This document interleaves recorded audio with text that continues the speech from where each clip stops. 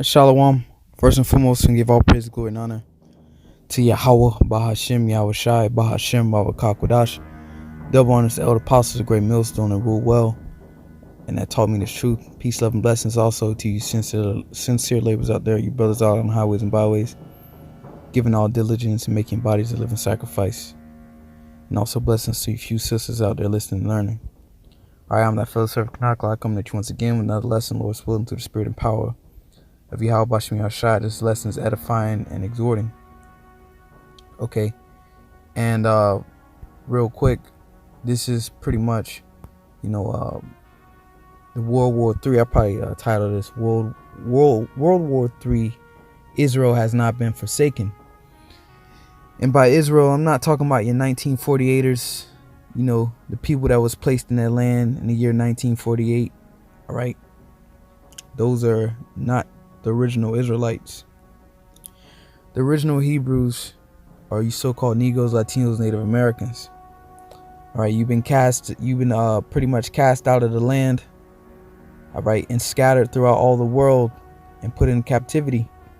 Okay, because we transgressed the Heavenly Father when we were in the land, and He removed us. But here it is now, going back into the title of this lesson. Israel has not been forsaken. All right. So here it is, you so-called Negroes, Latinos, Native Americans. The Heavenly Father is getting ready to bring you back into the land and deliver you from your enemies. Okay. Mainly over here, aka in America, Esau, Edom, the so-called white man, this American Edomite, and all over the world. All right. But first precept I'm going to get us here is Jeremiah 51 verse 5. Jeremiah 51 verse 5.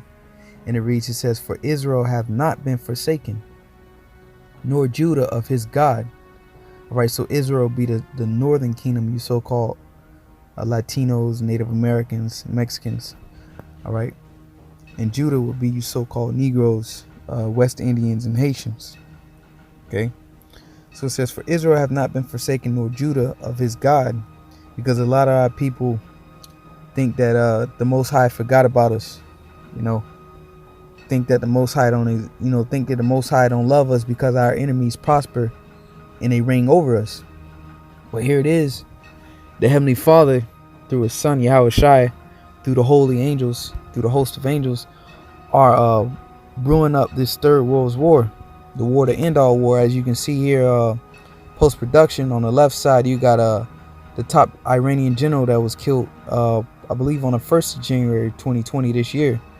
And here it is, one of the Iranian top nuclear Iranian scientists was just assassinated, right, by the so-called Israelis. Okay, so what is this? This is doing, this is preparing the Third World War. So the Heavenly Father is doing all this for you, man.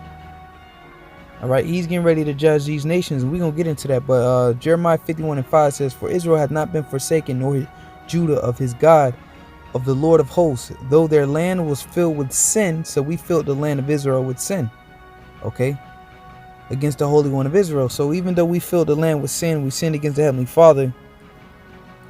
He put us through all these curses. Read Deuteronomy, the 28th chapter, around about the 15th verse on down to the 68th verse. The first verses, Deuteronomy chapter 28, 1 through 14, those are the blessings if we obeyed the laws. Now we know, according to 1 John, I believe chapter 3, it says, "For sin is transgression of the law." So we transgress the law. So if you read Deuteronomy 28 verse 15 all the way down to verse 68, all right, all these curses befall this, man. Okay, so though our enemies, all these other nations which are our enemies reign over us and they have power over us, the Lord is getting ready to judge all these nations, pursuing to Jeremiah, pursuing to the book of Joel, the 3rd chapter, and we're going to start from the top. All right, this is Joel 3 verse 1. It says, "For behold, in those days and in that time." Okay, so this is the time that we're living in. The prophets always spoke of time, as we always reiterate the point of Habakkuk, the 2nd chapter. It says, "For the vision is set for appointed time." So here it is, we see we in those times. Okay. I'm gonna come back to Joel 3. Let's go to Matthew's 24 real quick. All right, Matthew's 24 from the top, and I'm gonna read through this pretty fast. I don't want to make this video too long. It's Matthew's 24 verse 1. It says, and Yahushai, which it says Jesus, but the letter J, all right, didn't exist back then, so they wasn't calling him Jesus. All right, the disciples and apostles were calling him Yahushai. It says, Matthew 24 verse 1, and Yahushua went out and departed from the temple, and his disciples came to him for to show him the buildings of the temple. And Yahushua said unto them, see ye not all these things? Verily I say unto you that there shall not be left here one stone upon another that shall not be thrown down. And that was ultimately talking about 70 AD. Okay, when Vespasian and his son Titus sacked Jerusalem. Right, and then that was when we were pretty much kicked out of the land. We were evicted, if you will. The Heavenly Father sent our enemies, aka Edom, the so-called white man, and ultimately kicked us out of the land. All right, and then later on, you know, thousands of years later, the so-called Jews placed themselves in that land in the year 1948, declared the state of Israel. All right. So this is St. Matthew's 24 verse 3. It says, and he sat upon the Mount of Olives, and disciples came unto him privately, saying, tell us, when shall these things be, and what shall be the sign of thy coming and of the end of the world? All right, so what's the signs of the end? And if you got eyes to see and ears to hear, meaning eyes of spiritual eyes to see and ears of understanding, you can see we at the end. All right, we living in a time like no other, and these prophecies are happening back to back, man. All right, that coin 2020, the year of prophecy by the elder apostle Tahar, great millstone. Okay, we're now closer to war with Iran than ever. All right, they're moving in on Iran. They started this year declaring war on Iran. And they ended this year declaring war on Iran, and things are only going to escalate. Right? And even your one of your so-called greatest minds, greatest thinkers, Einstein, he said he don't know how World War III will be fought, but World War IV will be fought with sticks and stones. So I mean, it's going to be a total annihilation, man. Going to take this place back to the Stone Age. Because it's going to be mass destruction. All right. So this is Matthew 24 verse 4. It says, and Yahushua answered and said unto them, take heed that no man deceive you. For many shall come in my name, saying, I am anointed, and shall deceive many. You got a lot of these, you know, let's deal with those of the circumcision, those of our nation. You got a lot of our people, all right, saying that the so-called Maxine, the COVID 19 Maxine, telling you to take it. All right, telling you that the mark of the beast isn't the RFID chip. So that's many of our people out there, because who's the only one really pushing that? That's Great Millstone. So you got many people coming and saying they've been anointed, that they're the prophets, that the Lord's dealing with them. So you can't take heed to that. All right, the mark of the beast is the RFID chip. Don't take the C19 vaccine. Okay? And hopefully this video don't get removed by that. But it says and ye shall hear of wars. This is the point, Matthew 24 verse 6, because this is the main point I'm focusing on, the illustration of this video, the declaration of war against Iran. Ye shall hear of wars and rumors of wars. So, you know, these key people being assassinated, those are wars and rumors of wars. All right. And you know, between a fight, usually a fight either is you know, pretty, you know, it's done in a rational, you know, being a rash, you know, a harsh, you know, it just a fight just kick off, you know, rash decision, so to say. Or you hear mainly is rumors. Oh, he said this about me. I heard what he said this, he say, you know, he say, she say. And that's why the Bible compared it to wars and rumors of wars. But what initially those two parties or those two individuals, they're going to meet and be like, yo, you said this, you said that. And the tension has already been built. And that's what the tension is being built right now. Okay. Two key people of the Iranians have been assassinated by this wicked rule. Because America and Israel are one, man. All right. They're good allies. So they have assassinated. There go to wars and rumors of wars. So eventually the two parties are going to collide. And we know, according to prophecy, according to Ezekiel, the 38th chapter, Gog and Magog, aka Russia today, is going to defend Persia, man, which would be Iran. All right. But those are some more heavy breakdowns, you know, going into Ezekiel 38th chapter, going into the Apocrypha, where it speaks about Carmanians. The exact chapter escapes me at the moment. But you know, these are heavy books, heavy breakdowns, man, describing this exact war that you see brewing right now. War with Iran. All right.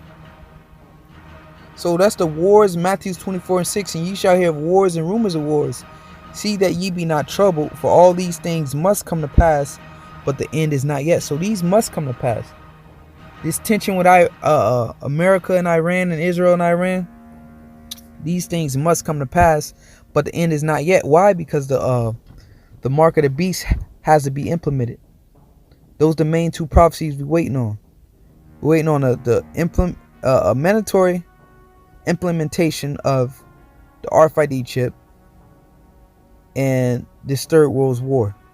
But the end is not yet when you hear wars and rumors of wars, because this chip has to be made mandatory before that war is going to kick off. You know, as the scriptures say, let all things be done decently in order. All right. So wars and rumors of wars. So Iran, the thing going on with Iran, that's a rumor.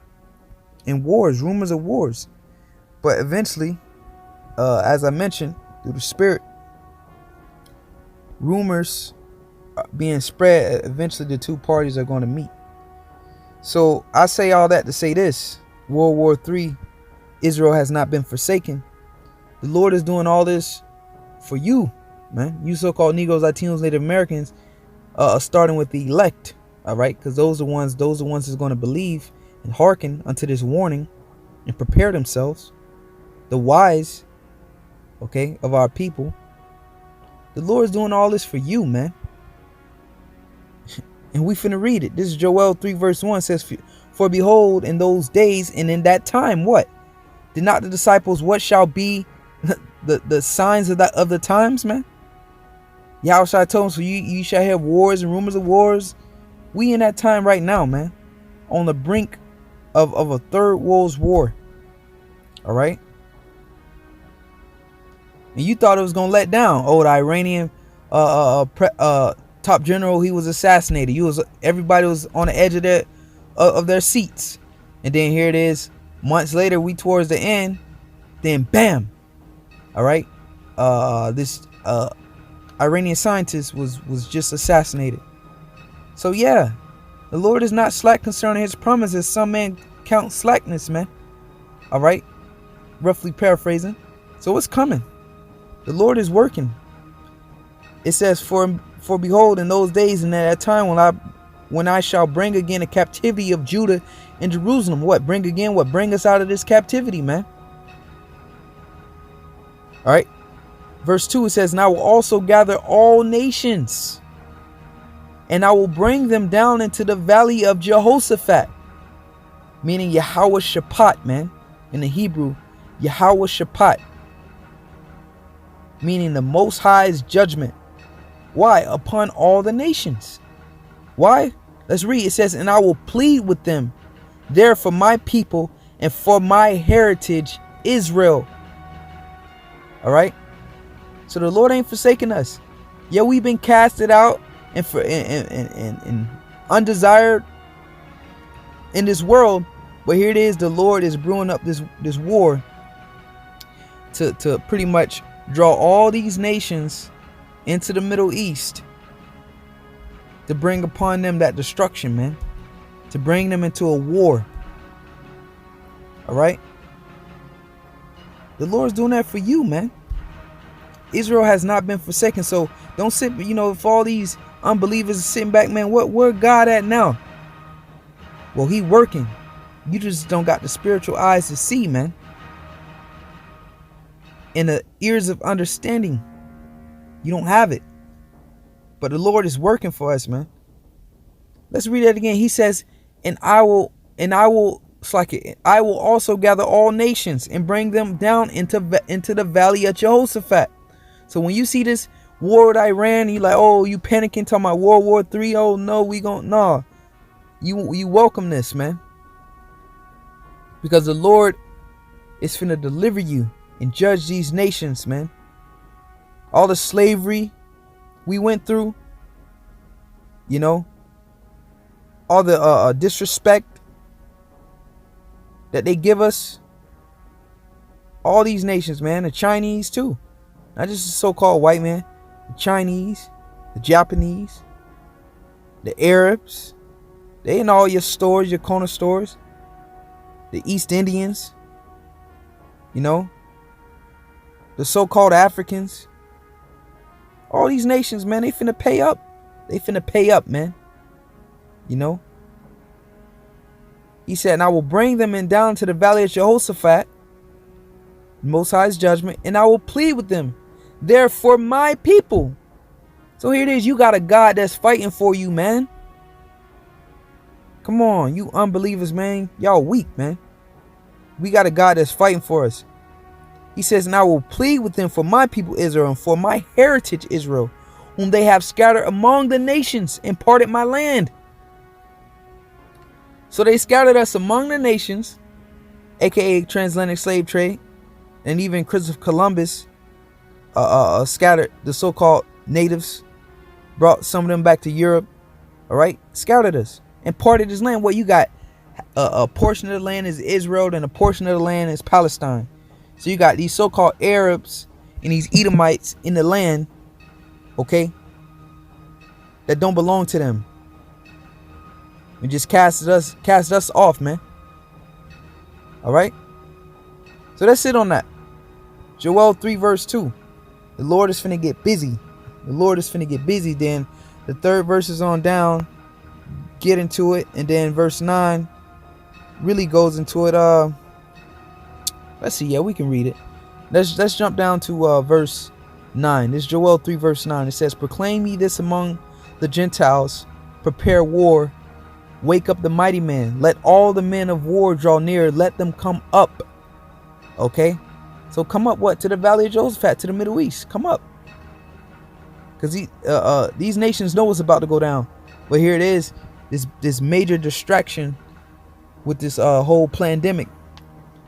In the meanwhile, on the back burner, all right, World War 3 is finna pop off. It's brewing. It says, beat your plowshares into swords. All right, your plowshare agricultural tools into a sword, and your pruning hooks into spears. All right, a pruning hook into a spear, into a weapon. Let the weak say, I am strong. These little nations like North Korea, Iran, Iraq, Afghanistan. All right, they're preparing for the war to go up against America, man, aka Babylon the Great, to destroy it. All right, it says, assemble yourselves and come, all ye heathen, and gather yourselves together round about. Thither cause thy mighty ones to come down, O Lord. So you heathen, you go down there. You being drawn into there right now. Just let the heathen be awakened and come up to the valley of Jehoshaphat, the Most High's judgment. It says, for there will I sit to judge all the heathen round about. Put ye in the sickles, in the sickle, for the harvest is ripe. Come, get you down, for the press is full. So all you nations, man, your armies is finna get slaughtered out there, man. All right? It says the fats overflow, for their wickedness is great. This is the point. Verse 14. Multitudes multitudes in the valley of decision. For the day of the Lord is near in the valley of decision. So what, man? These prophecies are coming to pass. So the day of the Lord is near in the valley of decision. So that's pretty much through the Spirit, concerning this World War III, this Iran issue. So with that, Lord's willing, you edified. Till next time, say all praise Yahweh Bashem Yahushai. Bashem Kakdash Shalom.